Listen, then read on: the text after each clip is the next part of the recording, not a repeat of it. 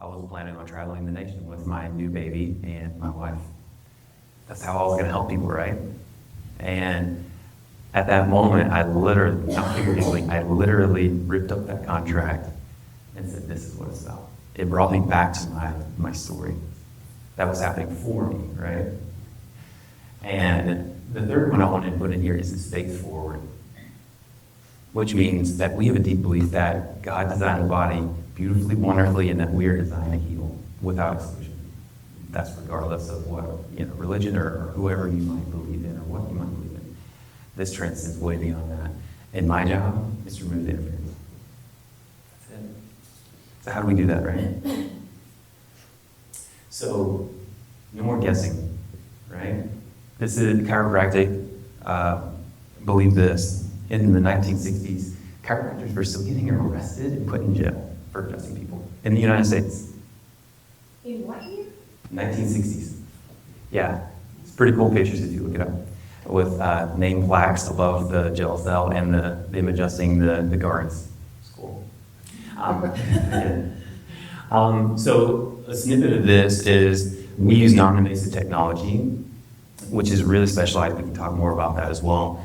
In less than 10 minutes, I can have a full scan of what someone, whether it's a 2-day-old, 102-year-old, it doesn't matter, what their system's actually communicating, where it's stressed, where it's compensating, and where it's stuck, why they're not thriving, aka healing. And this is all coming from NASA-certified technology. They came up with this many moons ago, and it is awesome. It's rockstar. I know the founder of the company out of Canada, Dr. David Fletcher. He's amazing. I just finished a case study with him up in Chicago. And really, the main point I want to talk about is it takes the guesswork out of this. So many people have gone to docs, including chiropractors, great, beautiful people who are wonderful at what they do, and they guess they're getting better, or their symptoms go away, but how do we know below the surface what's going on, right? Only 10% of our entire nervous system, communicating system, brain, brainstem, spinal cord, is actually based on how we feel. That leaves 90% that we don't even know, right? Much less a child that might be nonverbal, struggling, right? So, and you guessed it, we go back and we recheck for progress incrementally to where it makes sense why they're doing better in school. They're more present. We can feel them. They're sleeping. So, who do we see? Who do we see? We'll just go down the list here.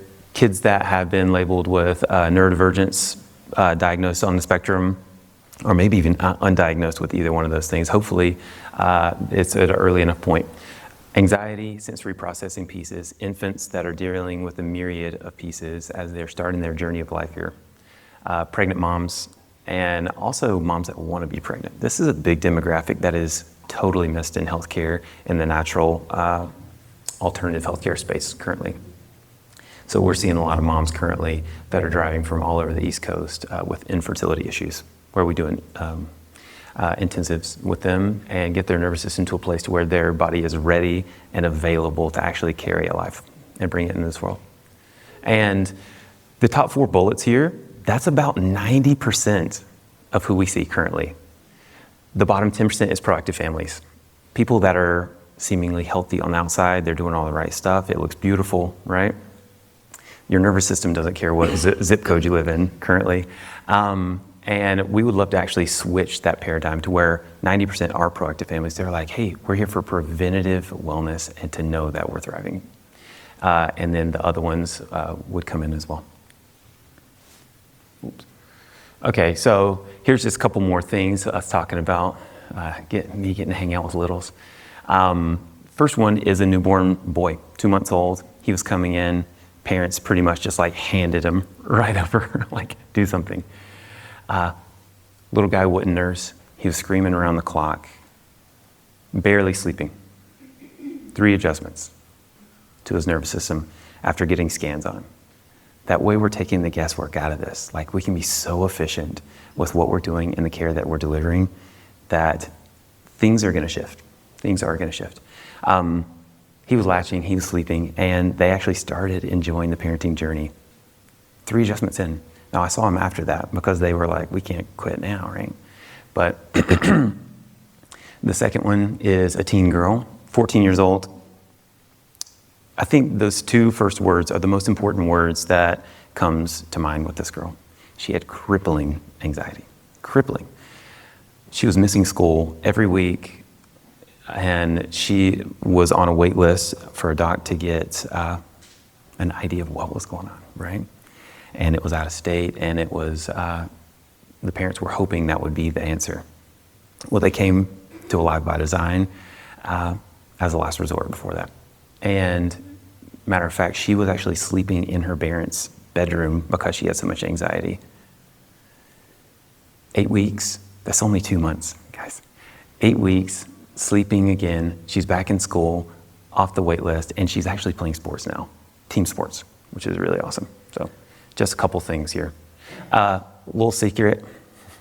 This isn't miracles, right? This is the nervous system doing exactly what it's designed to do.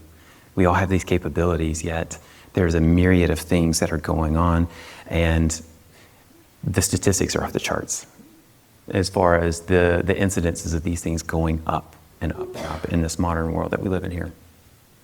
So, question here. What if healthcare actually looked like health?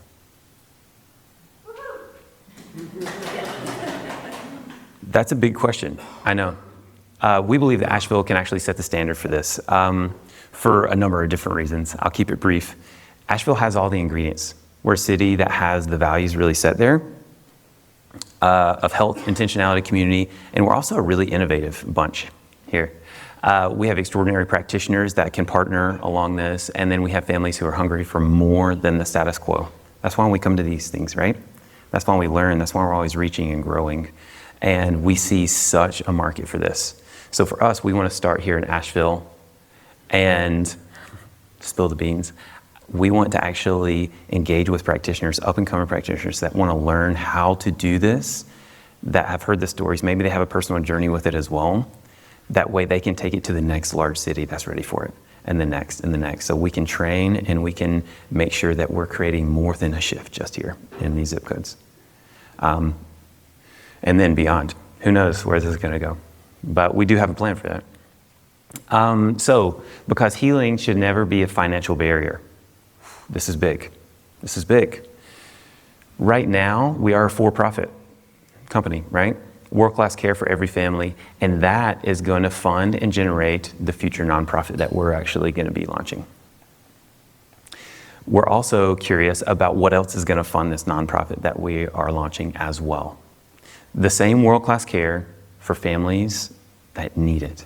There's going to be a screening process and an actual approval process that's not going to be done by me.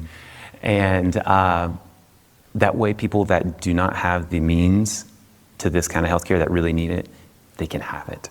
And they can have it in multiple cities wherever they are at around the country.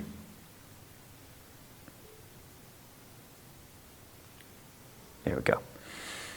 So a couple of things that we realized pretty early on in this is, number one, everybody can benefit from this, right? We all have a nervous system. We're all living in this world where things can, well, be life, right?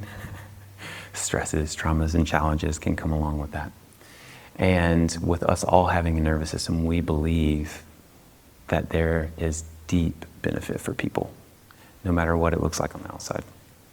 On the inside, in the same coin, different side, specificity creates trust.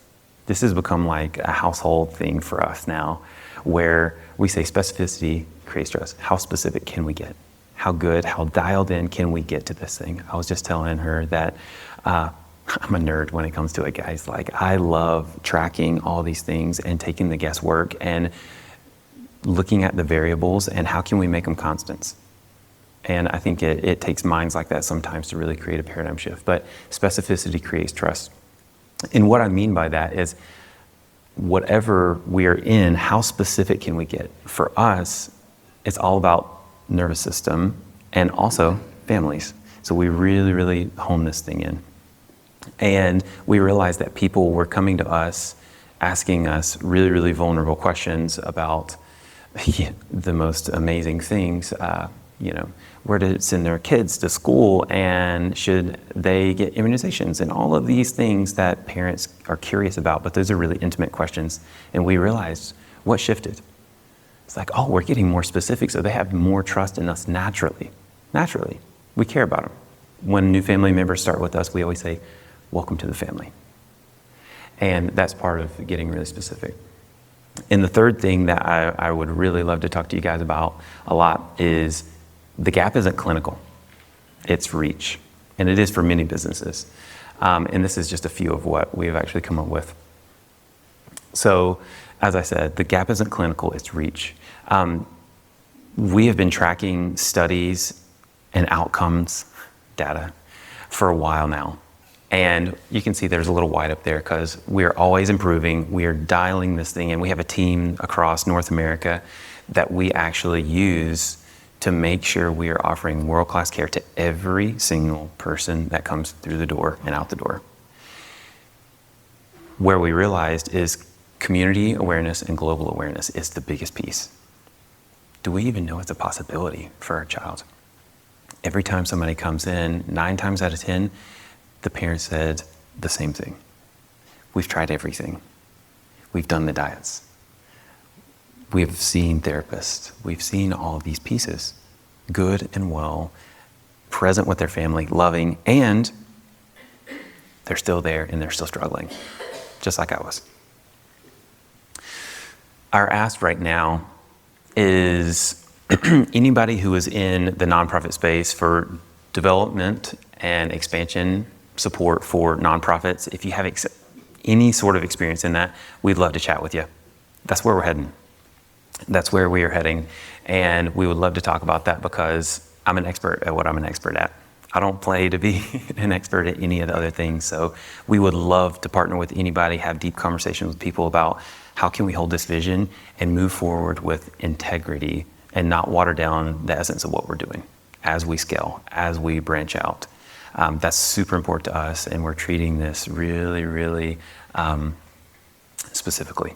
So the next is community connections. This may look like midwives, OTs, pediatricians, school practitioners that are in there with the kids every day on the ground, right? And also social media that can drive awareness. I laugh because this is one of the things that you will notice. If you go and check out social media, it's going to be a ghost town. We're there, but we haven't been engaging with people the way we could or should have, and some people would say, for many years now. And the truth is, we know that that could be a pocket of that. So if anybody has any social media strategies or pieces like that, or how we could actually capitalize on that, we would love to talk about that in particular. Again, without watering down what we're really doing here. And then in the future, this is going to be coming up sooner than later, a new, larger state-of-the-art facility. We're growing, and we are going to be wanting something that is accessible from all 4 directions, probably between I-26 and 40 as well. We're having people come from Atlanta and Florida and the coast of Carolina, Raleigh, Richmond, and all the way out in Asheville. So we are going to be looking for a place that is bigger, that we can grow into and grow with. So if you remember the young man I started out with, Stephen, college, scholarship, girlfriend, license, job now. Statistically speaking, 1 in every 31 children born today, possibly 1 in every 34 children today, according to research. Not that anyone's looking. There are hundreds, maybe even thousands in our very city that are exactly like that. 1 in every 31 children are going to be diagnosed on the spectrum today. That should be a staggering number. It was like 1 in 200 or 300 just a handful of years ago. Things are shifting, and we want to be present for that. That's why I'm in front of you today, because I have a promise that I made, right? I have a promise I made to myself and all the kids and all the families that are in that same boat. We believe that we are all all alive by design, without exclusion, and we're here for it. One nervous system, one family, one community, and beyond. Thank you.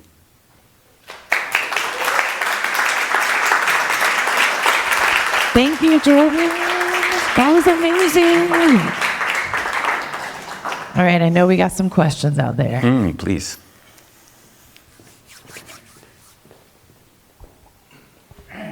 Thank you very much. My name is Cam. That was a great presentation. Thanks, Cam. And we spoke earlier, so I really enjoyed your talk.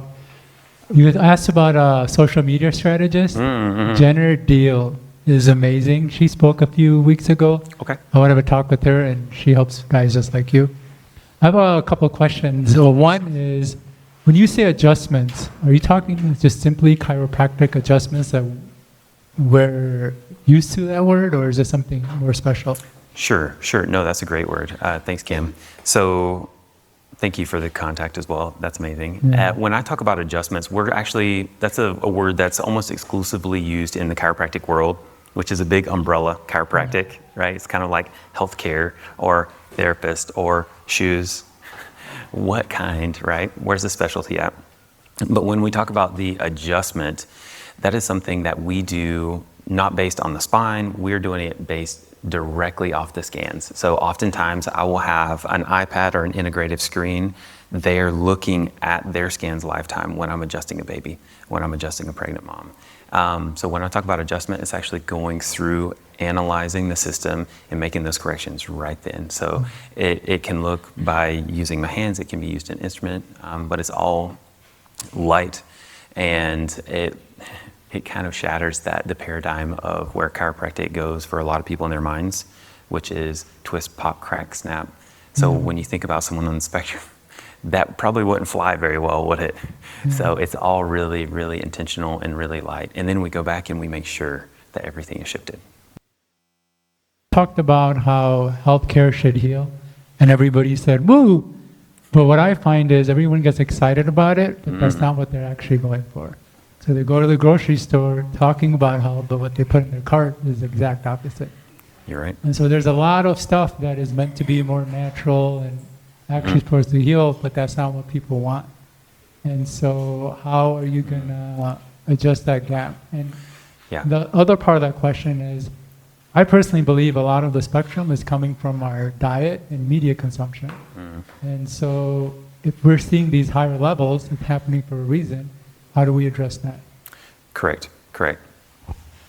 Okay, so the first part that we know, again, me being in the neurological world as well, having neurological education on top of chiropractic education, we know that we are a living, walking representation of our patterns that we're running, right?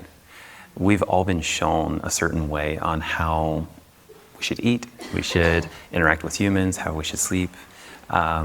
And I think that has a lot to do with what you're talking about as far as the grocery cart analogy. People want this shift, but it's too big of a leap oftentimes. And what will happen, honestly, is people will come in, get care, and then the beliefs actually shift because they have the resources and availability into that new, to use those neuroplastic networks. Does that make sense? Yeah. Okay, cool. Second part of that question, Cam, was media and diet.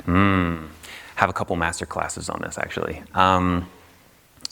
One of them is the birth experience. Pregnant mom shares a nervous system with baby. Say mom goes through an episode like Hurricane Helene or COVID. Baby is going to come out more times than not with a baseline level of anxiety, torsion within their nervous system, and we're going to be able to read that. If mom goes into a hospital setting and she doesn't feel like she has a lot of autonomy in her birth decisions, and maybe comes out through that, the baby is going to be harboring a lot more stress as well. Or if they're brought into this world with vacuum extraction or forceps or something like that, that is certainly going to impact the system as well. I do believe diet, social media, all those things play an impact. For me, in the human development world, I have to look at, well, where are we from the ground up? And I think it's a multifaceted piece that we're talking about as well. How do we change that? I think that we change that by having these conversations. Number one. Number two, making this sort of healthcare accessible to where people say they want the certain kind of care. And then we can actually allow their systems to shift with that instead of staying in the holding survival pattern. Does that make sense? Great. Thanks, Kim. Thanks, Jordan. Yeah, thank you. I'm really curious about the science behind this. Sure. Can you speak to that a little, how these adjustments connect to the nervous system and impact it, and how you can, apparently, are you healing someone's autism? So I'm really curious about the science. It's a great question. Yeah, come back to the basics for sure. Truth is, I've never healed anybody. I call myself a healing facilitator, right? So when people come in and they maybe send a referral in and they're like, oh, Dr. Jordan healed my son's ADD and my IBS, or whatever that might be. I always make sure to say, and the team always says, we're not the ones that do the healing, we're healing facilitators, right? We even have shirts that we wear that say hope dealers. Yeah, I know, it's funny, right? Hope dealers, because when we're actually adjusting, we're actually removing the interference that is present on, let me go back here, just give you a little insight.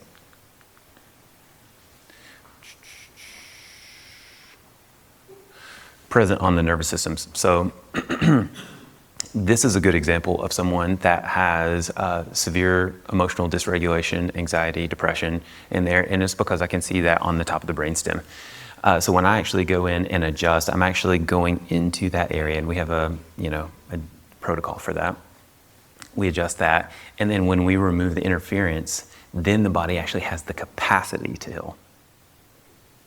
It's pretty wild, right?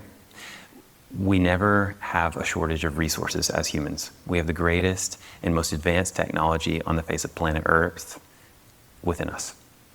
And the truth is that modern world can sometimes shut down these neural pathways and disallow our bodies to heal.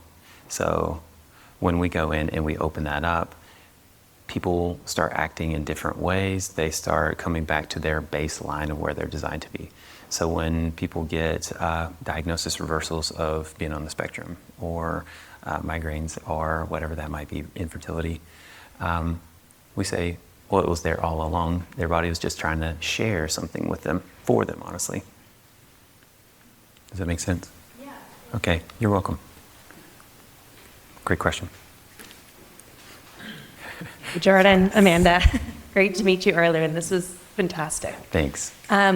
My question for you is about potential skepticism. And I'll preface this by saying I am not a skeptic. I believe in this. I don't want this to sound like criticism. But I see people sort of falling into three potential buckets. There's people who don't need the data. They believe in this. The science will catch up eventually. The statistics will catch up eventually. Then there's this group of people who you mentioned, they've tried everything, and you're getting a bunch of those, and why not, right? Sure. Why not try this? And then there's going to be skeptics. And so my question for you is, what are some of the, have you thought about, are the first two groups big enough that you don't need to worry about the skeptics? And if we are thinking about the skeptics or trying to convert that second bucket of this is a last resort, and why not try it, to that first bucket of believers, what questions do you think you need to answer? Have you thought about why have other chiropractors not adopted this technology? And what are some of the other key pieces of information that people might ask for? Yes. Yeah, thank you, Amanda. These are great. I love these questions. Believers, last resorters, skeptics. Right now, in the United States today, I don't know any other countries, the United States, only 10% of the population is actually seeking any kind of chiropractic. That's 90% of the population that I'm sure is dealing with a lot of things that we talked about today. A lot of it. So I think a lot of people are actually in that third wheelhouse of where you're talking about, of skeptics. I think that we can really bridge and heal a lot of that skepticism. To be honest, I use that word pretty specifically because we're using data. There's no guesswork, right? Oftentimes, people can go into like, oh, it's woo-woo or very alternative, and I've known this. And sometimes we have to push against that and say, is there a new way? And oftentimes, if we know human behavior, it has to get bad enough before there's a catalyst reaction, correct? And that's why we're seeing a lot of last resorters at the moment. But I would like to have much more of these proactive conversations about how can we actually heal skepticism to where this is even something that is on people's radar. And I think presence and actually having conversations like today can really start that process. Does that answer your question, Amanda? Yeah, I think so. You think so? I think I want to ask as well about, like, are you considering, like, you have data in each one, are you considering, like, big data? Like, do you should have before and after, or line studies, or is that just down the road and not something we need to worry about now? Great question. Yeah, yes, I've done multiple case studies. I just flew up to Chicago just a couple months ago and did a case study where we saw severe pediatric cases from South Africa, the UK, and the other one, Saudi Arabia, I believe. Maybe Dubai, I can't remember. But we worked with kids that were having 70 seizures a day, super low functioning. They were having a lot of things going on. And we would see them multiple times a day, got baseline studies, got chiropractic adjustments in this fashion. And at the end of the studies, they were functionally and foundationally different human beings. And this was 5 days. 5 days. To where a lot of these people were down 66% in seizures. They weren't even having the same things that were present. So lots of data, lots more to come. And my hope, again, is that we can train practitioners that are hungry and are like, this is what we need as well, to where we can start planting throughout major cities throughout the United States, North America. Thanks. Any other questions? Can you go to the slide where you are showing that one? Yes. You know what I see? Or I guess what I'll tell you what I don't see? Oh, please. Adult males. Oh, yes, adult males. And I think that that's huge. It is. Because It is. that third section that you're talking about Yeah. is adult males. Yep.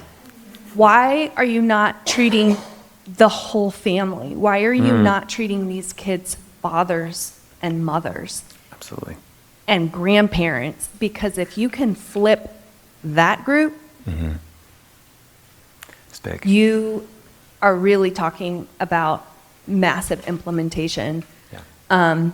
And here's the other group is aging. Correct. Because, so I work in like the retirement field. I've got people who they've got the money, check. Sure. They've got family relationships, cool. They've got a sense of purpose and being in the world. They cannot touch their toes. Yeah. Sure. That is not wealth. That is not health. Yeah. And I think that you actually have a bigger calling than just women and children. Sure. Sure. Thank you. Something to think of. Thanks for that. Yeah. Thank you. Thank you. I appreciate that. One of the things that we have focused on primarily is that specificity creates trust. We can do that within multiple socioeconomic statuses and age groups as well.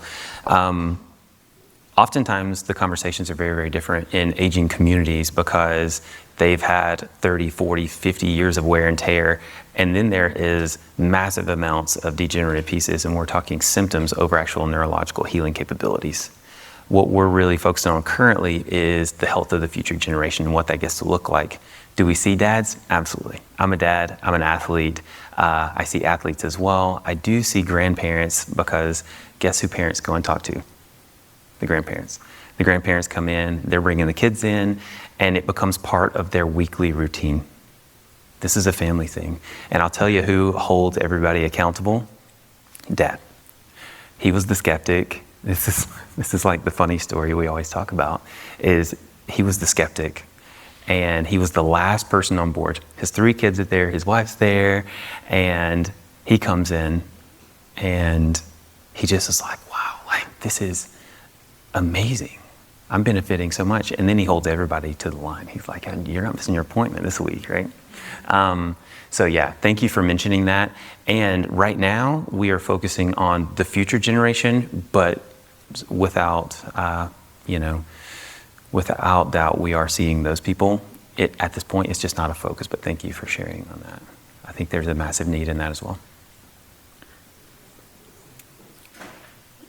Hi.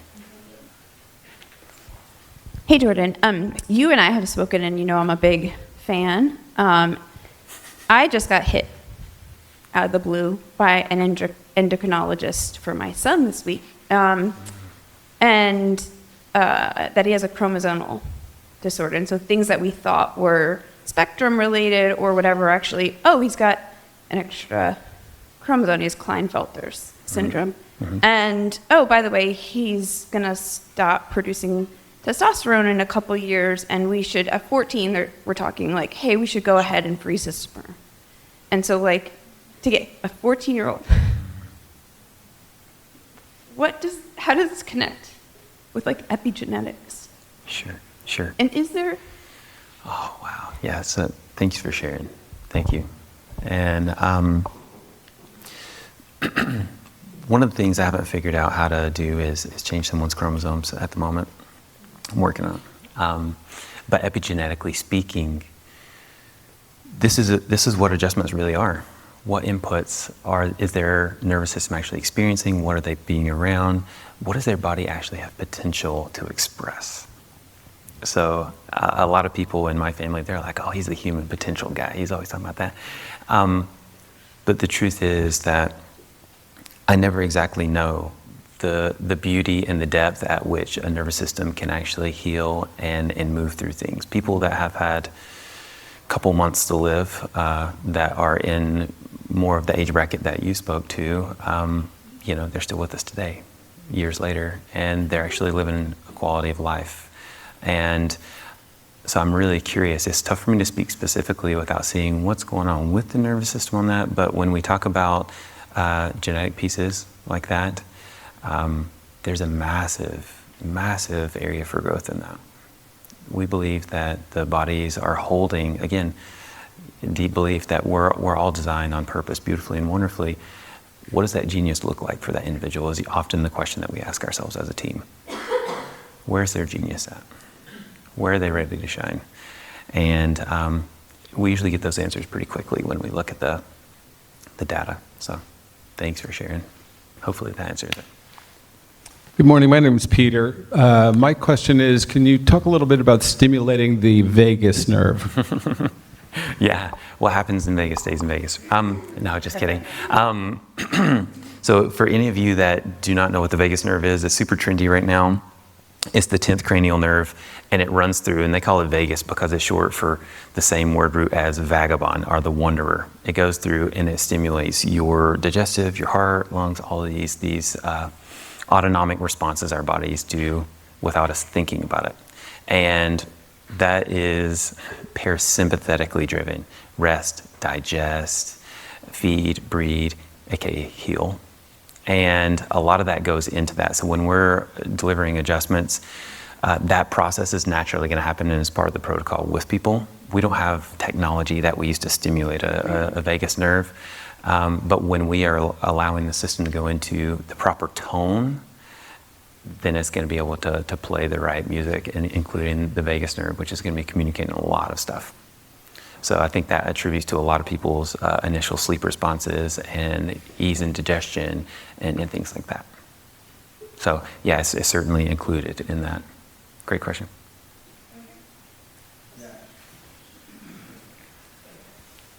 Enjoyed the presentation, Jordan. This is great. On the first slide, you talked about this 10-minute kind of nervous system report or scan. Mm-hmm. As a male. That's the first thing I want to. I want to see the before and after. 100%. Of that, and the more visual that is. Yeah. That's almost all you need in your presentation. A before and after and some stories. Do you have those? And does it really take 10 minutes? less than that usually. To do something like this? Usually, that's with me talking excessively, 10 minutes. Yeah, so what we're using is really sensitized infrared thermography that's going through, and we're actually able to measure, so talking to a guy here, we're able to measure where the system is functioning, where it's not functioning, where it's adapting to life, where it's not adapting to life, where the roadblocks are. Is that, I see a handheld device, is that something you can bring to a presentation? All the time. Scan All the time. someone before? And Yeah. Say, hey, this is Ross's nervous system. Yeah, He's I thought messed about up doing that. here, here, and here. I thought about doing that today, believe it or not, and like bringing like somebody in here to scan them. So it's really simple. We can do this at events. We've done it with like corporate things, and honestly, we're part of certain communities where we'll bring this in and we'll take care of the communities remotely. So I'm just very curious on Yeah. where it is, and I think you can. Oh, the really- technology. No, just in myself, right? It's a really, it's a good curiosity hook, Yeah. and we'll kind of wake up the skeptics a little bit, because it's not if you have it, it's where you have it. A chiropractor can always find something wrong with you. Right. You're never going like you're 100%. Right. So I think it's great that you have that visual element, and if you can really do it in 10 minutes, you have an awesome way to win over everyone. Sure. Yeah, it's a faster world than ever, especially here. And it really does take 10 minutes or less for us to actually get this full report on that. And that, I think, even a layer deeper, you're totally right. You can go to a chiropractor and you're going to get adjusted that day, right? You're going to get adjusted that day. But what we're doing is every care plan, every person that comes in, they're going to have a specific care plan based off of their report, if you will. And we're going to say, this is where you're at now, this is where we're going, this is how long it's going to take, that's what it looks like. Take the guesswork out. It's going to be a different ballgame. As a dad, I've seen them be like, I'm in, right? I'm in. That's a no-brainer for me. So yeah, it's really cool. And yes, we can take it places. Thanks. Great. Hi. I currently work in, I'm known for working Hi. Hey. I'm known for working in the private and the public health insurance space, often with a lot of offices and individuals. How is your current office taking private or public health insurance for people to be able to have the services? Because I help people get the most amount of benefits for the least amount of cost by looking at their different insurance plans or through stacking them to be able to afford cash pay options, which I think you may have. Sure. Great question. I was waiting on this question, actually. So we are cash base only at the moment. So we're really focusing on nervous system outcomes over billing codes at the moment. That may shift into the point according to how that reaches. But again, coming back to, I can't remember exactly where it is here, is making sure that the integrity of the for-profit is where it's at. And we would definitely need to bring in another team to make sure that we're doing that without it taking my bandwidth or other people as well, as far as insurance goes. So we are cash only, and for us, we're going to be in that wheelhouse at the moment. And what was the second part of that question? I'm trying to remember. Because you were talking about getting people the most benefits. For us, it's cash, and we still do realize that there is a demographic that isn't eligible for that at the moment. Through private health insurance plans, you can sometimes stack them to get multiple Yes. benefits, just like you have a TV subscription, Netflix, Hulu, etc. I can do the same working with private insurance plans to help people stack benefits to get their care over the long term, over 6 months to 2 years, to get the care they actually need. Great. And what private insurance carriers that offer cash pay plans Yes. have you started talking with? Yes, so there's Care Credit, there's HSA, FSA as well, but Care Credit is the main one that I know of primarily that people can do with that. But if there are other ones, I would be more than happy to entertain that conversation, just so we know. It's not on my radar, maybe the teams right now. Thank you. Hopefully that answers it. Curious with the Yeah, it's all according to where the system's at. The care plans can be anywhere from 3 months to 6 months, or whatever may be going on with individuals to set them up for wellness after that. So it varies quite a lot according to somebody that might be much more functionally challenged, integrated into the world, versus somebody that's coming in for more of maintenance pieces. Currently, it is $200 for family members to start in that. That includes the whole process. And then there are individual packages as well. People pay per visit if they want to. You're welcome. I know we all probably have a lot more questions, but we are running out of time. So I just wanted to, if you have time to hang out afterwards for any additional questions, hit up Dr. J. He'll help you out. Thank you. Excuse me? Oh, yeah. That's my little guys. Thank you, Dr. J. I appreciate it. Great.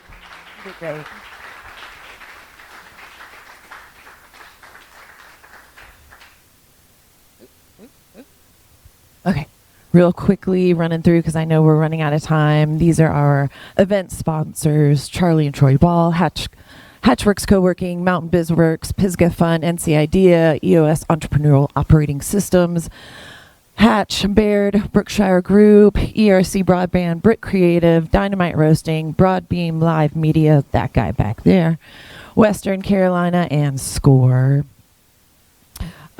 This is someone who is going to be maybe presenting.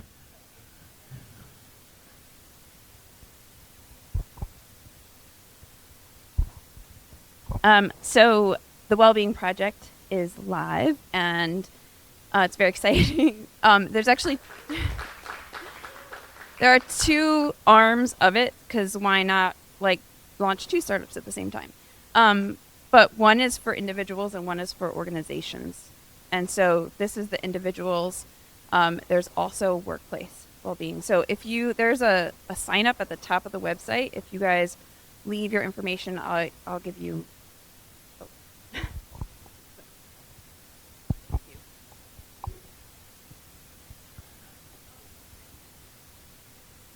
There's more. There we go. Gotta have the code. Gotta have that. And real quickly looking at the calendar for the upcoming week, Spring Night Market at the Orange Peel on Wednesday, Digital Nomads, a new meetup for user experience, product and research. Cool. And another Digital Nomads event, AI Hacks and Hops, Chatbox to Worker, AI for Business. All the AI guys, it's out there. It's coming for you. If you want to sponsor, feel free to contact Erica and scan yet another code. And wait, there's one more. If you want to present, scan this code. This is such a powerful room, such an amazing group of powerful people. Y'all are fabulous and beautiful, and more power to you. Have a great week. Thank you for being here, guys.